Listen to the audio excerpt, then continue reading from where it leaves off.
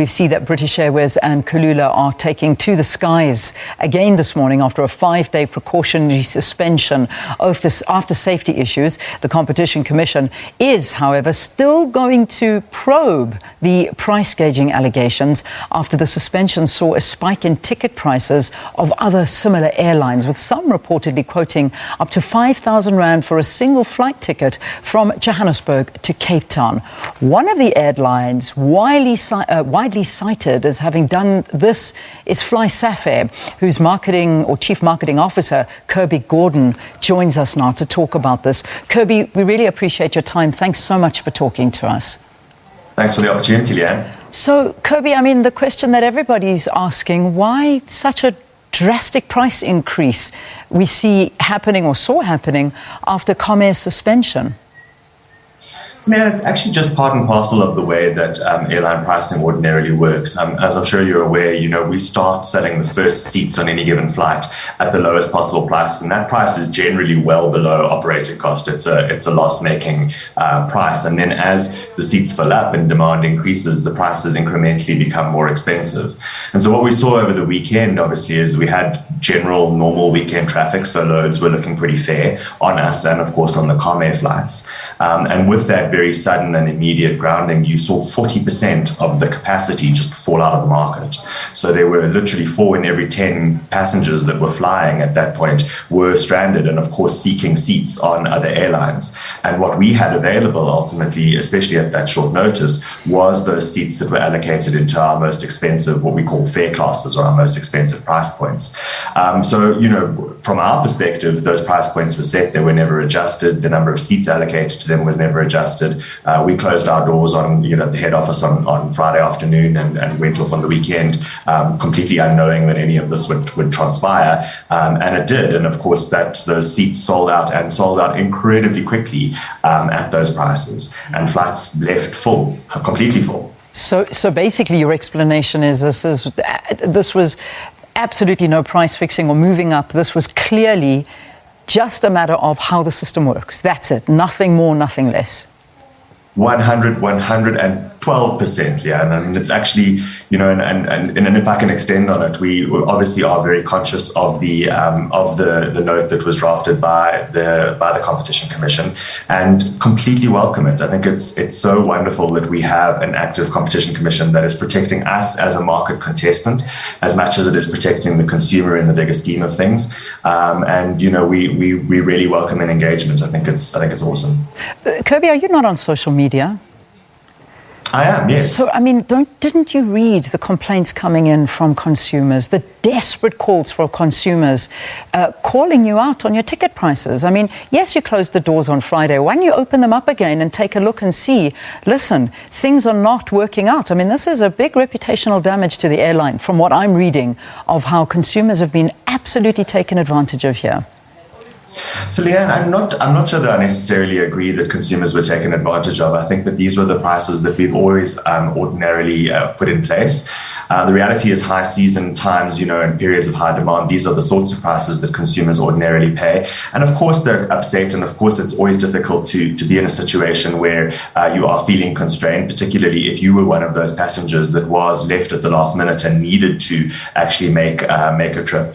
It's always tricky to manage these things in a social media environment. It's always tricky to be able to speak to people and to do this kind of education and to talk about it.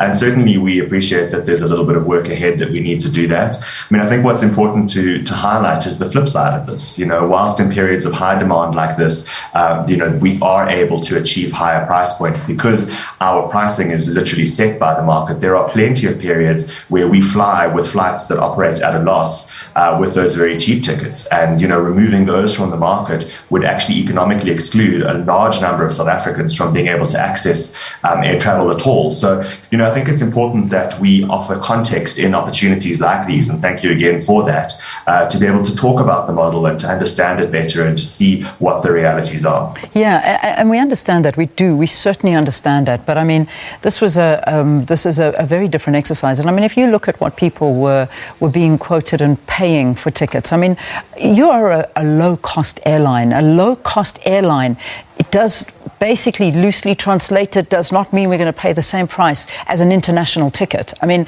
when I'm looking at somebody who posts their price ticket, that a return flight to Cape Town leaving on the 14th of April and coming on the 18th of April back to Johannesburg, this is Cape Town, Johannesburg, this is going to cost them 12,270 Rand. I think you need to think of changing your slogan there. I don't think that's a low-cost airline.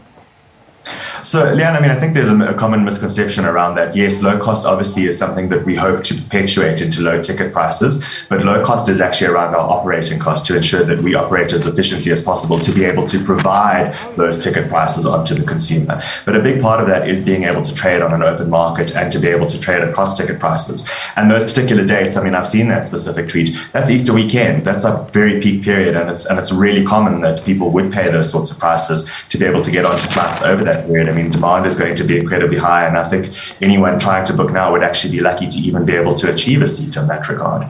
The reality is, and I'll be frank about this, we're not looking to profiteer on any level that is unfair or that is unjust or even unkind, to be honest. But the reality is that we as a South African public will be very quick to lament the inefficiencies of a poorly run carrier, particularly one that's state funded, and yet resent another airline that is there trying to offer a consistent service that is on time and with a business model that will ensure that we will be here again tomorrow, that we will not be grounded in some circumstances, to actually continue to offer you the service and to connect South Africa and provide that economic enablement. Yeah, from a customer's point of view, and I do agree with you, it is a pleasure to fly SAFair. You are on time. That is one thing that I can absolutely say that's been a wonderful addition to the airline industry. But I think you need to relook your model. This has really upset your passengers, very loyal passengers that will fly the airline, and now having been, and they do feel like they've been taken advantage of. Perhaps you need to relook your system and how it works, and maybe just talking to that that cost that you sort of fitting into the low cost airline. Again, that needs to be relooked at. I appreciate that. I mean, look, it is a reality, Leanne, and it's the truth of the matter is that this is a model that is implemented across the board by airlines all around the world, and it's important that we open ourselves up to as broad a market as we possibly can by being able to offer those loss-making fares in the first place and then offsetting them with those higher fares. And of course, we appreciate that people looking to book at the last minute, particularly loyal customers, are upset at the fares that are being offered. But the reality is that those are what we need to do to be sustainable. And realistically, if one goes out and does a comparative shop between us and the other carriers that are there, our price points are actually lower than all of the other competitors that are still contesting the market. And we're quite proud of that. So you happy if the Competition Commission calls on you? Have they called on you as yet for their sort of talks with the airlines before they decide whether to investigate this price fixing saga or not?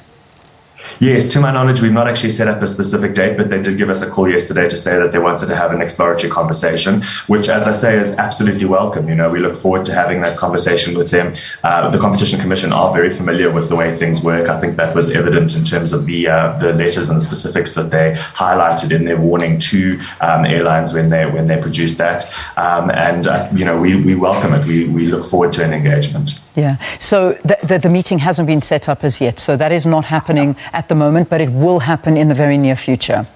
I gather actually the intention is for it to happen at some time today. I just don't think we've set a time. Okay, no, that's good to know, because I think that there are a lot of consumers out there that would like to see this being investigated. And like you say, you would welcome an investigation because you say your hands are clean, that this is just how the system works. And unfortunately, the prices just increase automatically. Consumers, however, are feeling taken advantage of. So perhaps an investigation is the only way that we can clear the air on this one. Absolutely, and I think that's a big part of why we're also encouraging it. I think that's a very valuable exercise that needs to be taken place.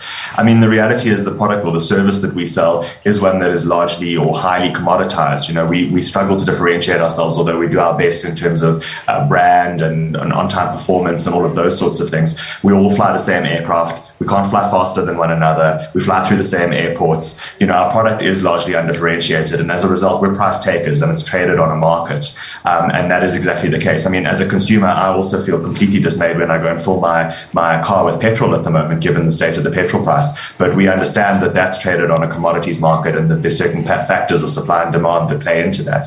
And this is largely the same story. Yeah, when you look at your Twitter feed, of course, you see some great offers which kind of fell by the wayside at the time. See your friends and family for 571 rand. That wasn't the case. It might be the case now. It's probably going to go back to that. But don't you think there should be some form of? And I understand that you need to keep in business. You are a business, and business is about making money. But there has to be some way of having the kind of line where it has to be drawn. You can't suddenly have massive spikes like this. Of course, it's going to raise huge suspicions amongst people. And aren't you worried about the reputational damage that this has done to the airline?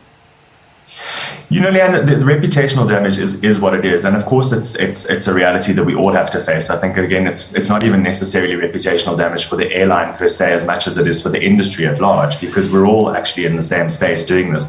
I think there's just, to be fair, a lot of focus that's placed on FlySafair, because as it stands right now, without Comair in the environment, we probably operate up towards of 80% of what the available seats are. Ordinarily, we're about 43%. So it's fair. I take no exception to that. We're the big guys in this scenario, so obviously the first ones that people look at, and it is certainly something to manage through education and through these kinds of opportunities. I think it's also important to note that a lot of that is with a view to fairly short-term departures. As much as there were high prices over the Easter weekend, the ones that we just spoke about now, and certainly if you were looking to book in the next day or two, and even if you were able to get a seat, you would be paying 3,400 rand for those seats. But if you take a look at a seat next week Tuesday, it's less than half of that already, so that's exactly what happens, is that it trades on a market, and that we have access to that. And even further forward, you would still find those cheaper seats. Yeah, Kirby, it is a reputational damage. I'm just putting it out there. Something like this would cause a major reputational damage, and